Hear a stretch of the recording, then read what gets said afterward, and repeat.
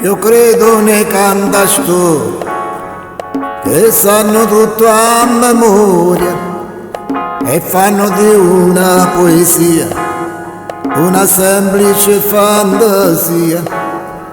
Ma quello che sto per dirvi non è scritto da copione, racconto una storia vera. Voi state a sentirmi. Lei mi guardava con quell'aria indifferente, già sapevo tutto in me, chiamavo solo la mia libertà, ma abbondavo la felicità. Ma lei più furba mi suonava quei vasi, con la sua maturità, forse era l'aria, forse l'allegria, lei era già mia.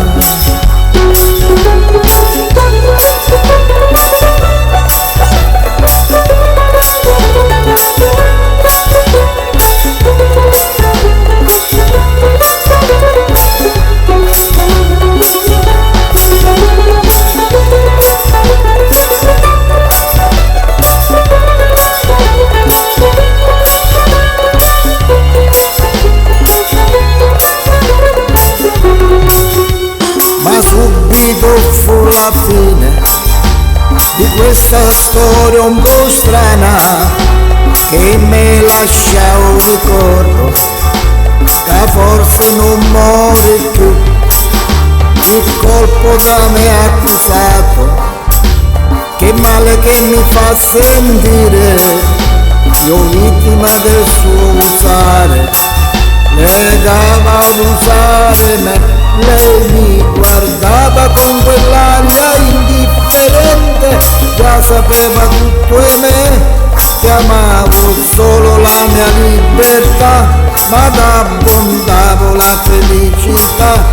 Ma lei più furba mi suonava quei passi, con la sua maturità, forse era l'aria, forse l'allegria, lei già era mia.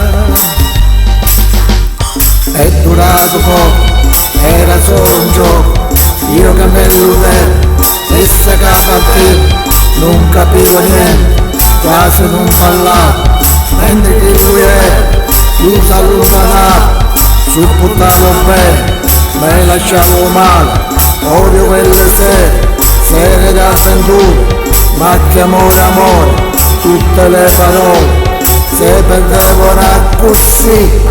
E mi guardava con quell'aria indifferente, già sapeva tutto in me, chiamavo solo la mia libertà, ma abbondavo la felicità. Ma lei più furba mi suonava che basso, con la sua maturità, forse l'aria, forse l'allegria, lei era già mia. Lei mi guardava con quell'aria indifferente, già sapeva tutto in me, chiamavo solo la mia libertà, anche abbondavo la mia felicità.